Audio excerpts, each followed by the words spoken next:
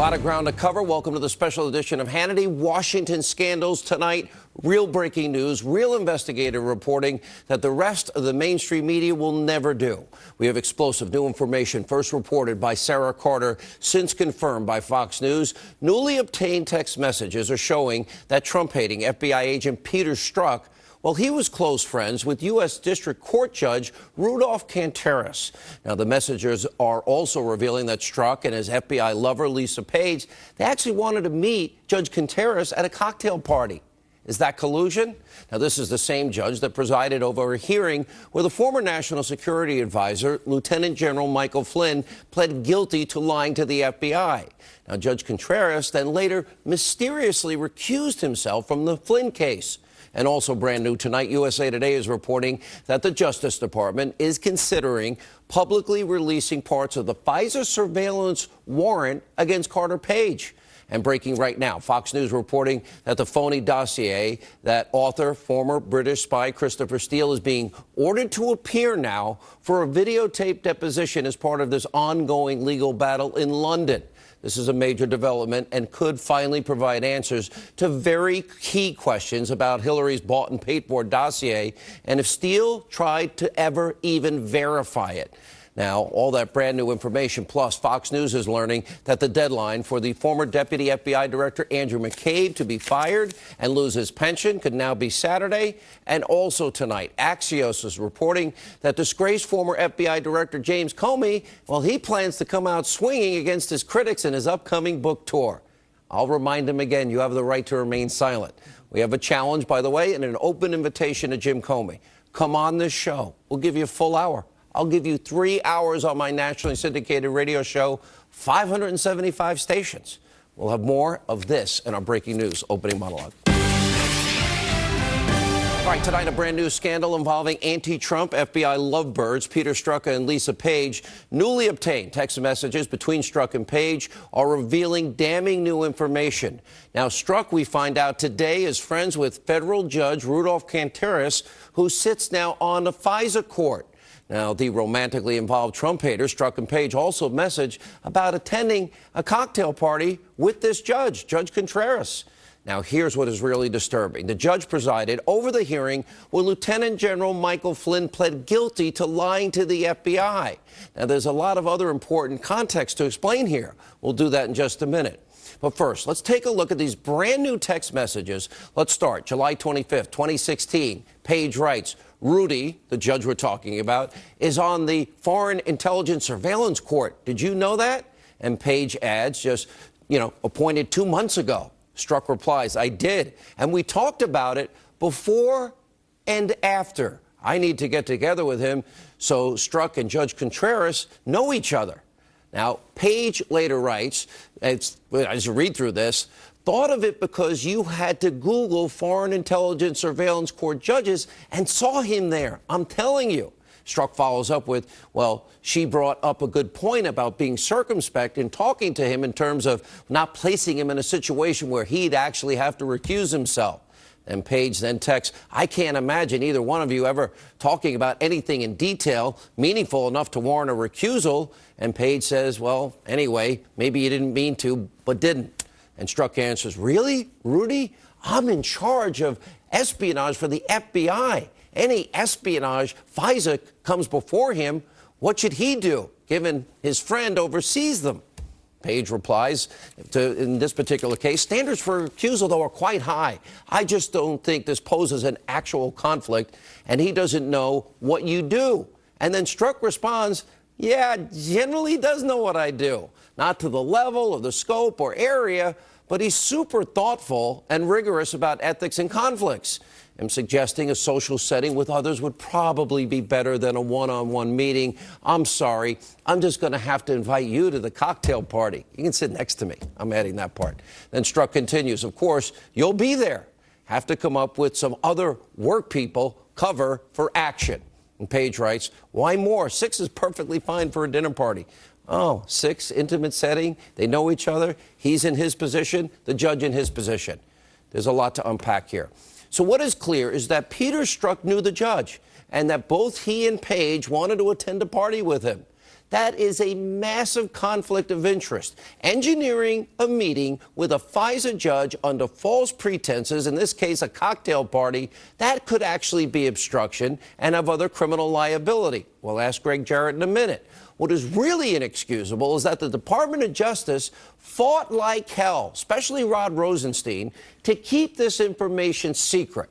Now, Sarah Carter reporting that congressional investigators working for Congressman Jim Jordan, Congressman Mark Meadows, they discovered these text messages at the DOJ's headquarters, and this is part of the outrage. According to Sarah Carter, of the 1.2 million documents the DOJ Inspector General has acquired, the House Oversight Committee has only received just over 3,000, quote, unique documents. That means the DOJ never, ever wanted this stunning information to get out. They've been trying to hide it. Remember back in January, the Deputy Attorney General, Rod Rosenstein, begging in the final hours before they had to turn this information over, begging Speaker of the House, Paul Ryan, allow the DOJ not to turn over the documents related to the Russia investigation to Devin Nunes and these congressional committees.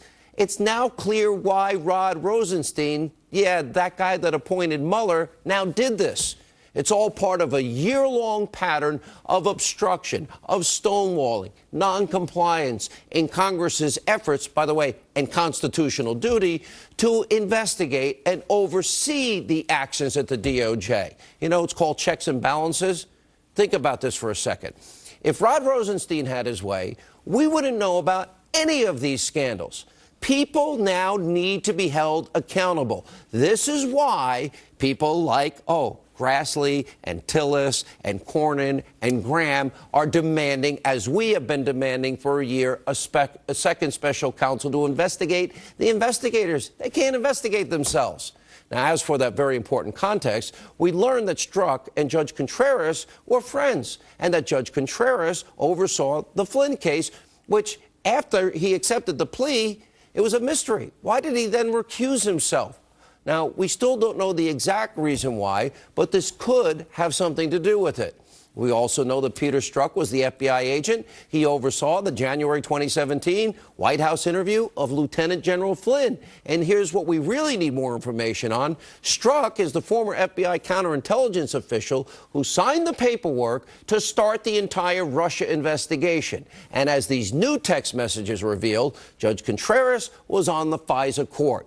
And sources have been telling us that Judge Contreras may have signed off on one of the FISA applications to approve the warrant to spy on Carter Page, Trump associate, which means the Trump campaign, which likely gave the FBI access to Trump campaign communications.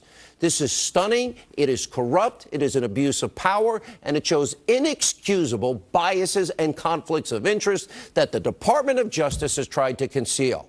Now, we need to know all the communications between Strzok, Page, and Contreras. As a matter of fact, release all the Strzok, Page text messages, everything you got.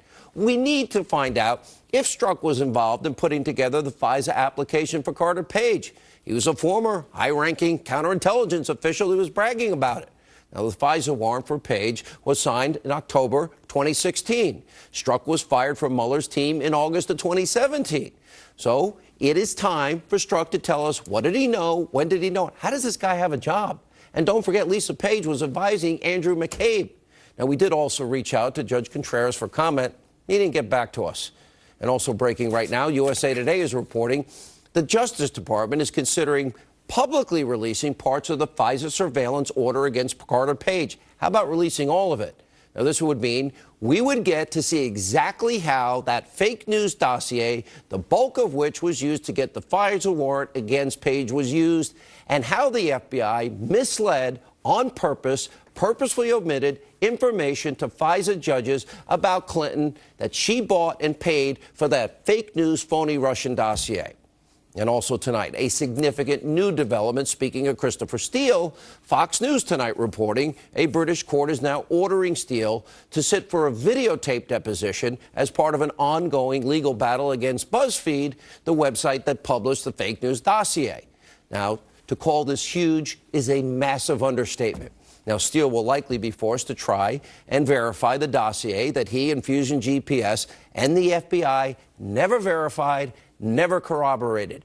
So in other words, Steele will, under oath, have to admit whether or not he knew the dossier was full of lies from his phony Russian sources, but gave it to the FBI anyway. And according to a new book, Steele told friends that it was kind of 50-50 about the most salacious part of the dossier. That's the part that involved the hookers at the Ritz-Carlton urinating on a bed. And we also have learned more about Steele's use of current and former Russian government sources. We're going to be following this story very closely. All right, but also breaking right now, new details on the timeline for former Deputy FBI Director Andrew McCabe to be fired and lose his pension. Now, we're learning that the deadline could now be Saturday. And as we have been explaining, the fact that McCabe is even in this position is stunning. It is inexcusable. He means he did something drastically, radically wrong. Our sources are telling us that McCabe could end up facing multiple criminal charges. Forget about the pension. And just a few months ago, McCabe was put on leave after current FBI Director Christopher Wray was reportedly informed that McCabe was going to be exposed in the upcoming Inspector General's report. I can't wait for that report. And also tonight, as we have predicted for months, the disgraced former FBI Director Jim Comey, he's prepared to cash in on his newfound fame. I did predict that. In just a few weeks, Comey's going to kick off his whirlwind book tour. He's got tough interviews with Stephen Colbert, Clinton sycophant George Stephanopoulos, and a cozy sit-down with the ladies of The View. And according to a new report from Axios, Comey's planning to, quote, come out hot and correct all the so-called lies about him and the FBI. For months, we have literally been bringing you, the American people, on a nightly basis, breaking news, hard-hitting investigative reports about the corruption at some of the highest levels of our government, including the shocking details about the abuse of power at the very top of the FBI. Now, James Comey, you want to come out hot? You want to answer hard, important questions? You're welcome on this program. Tonight, I am officially opening up an invitation to Jim Comey. You want to sell your book? Come on the show. We'll give you a full hour. You name a day, we'll make it work. We'll work with your schedule. I'll give you 3 hours on my nationally syndicated radio show, which, by the way, is on 575 radio stations around America, so everybody can hear from you. And we'll ask you the tough questions, the ones that Stephen Colbert might miss. For example, did you, in fact, tell a closed session of Congress that you believe Michael Flynn did not lie to the FBI? Did you think he's being unfairly prosecuted? Why did you draft a letter exonerating Hillary Clinton of charges in the email investigation months before she was interviewed by the FBI and 17 other important people? And will you explain the lies and the omissions to the FISA court? And why did you tell Trump that the dossier was unverified and salacious 3 months after you allowed the same dossier to be presented to the FISA court when you didn't tell the FISA court Hillary bought and paid for it, and you knew that? Why did you withhold the fact that Clinton paid for the dirty dossier? And how do you explain your unlawful leaking of classified information to the media after you were fired? You know, through that Columbia professor you wanted the special counsel? Jim Comey, if you're looking for fame and fortune, you want to sell books, by all means, have fun on The View. Have a great time. Yuck it up with Colbert. Hang out with George Stephanopoulos. Go get a beer afterwards. But if you really want to reach all Americans, defend your honor, if you really want to tell the truth, we've got a lot of questions for you. Come on this show. A full hour, 3 hours of radio. That's the best deal you're going to get. We'll lay out all the facts. We'll lay out all the evidence. We'll give you a chance to respond. And as we say here at Fox, well, we report. We'll let our audience decide if you're telling the truth.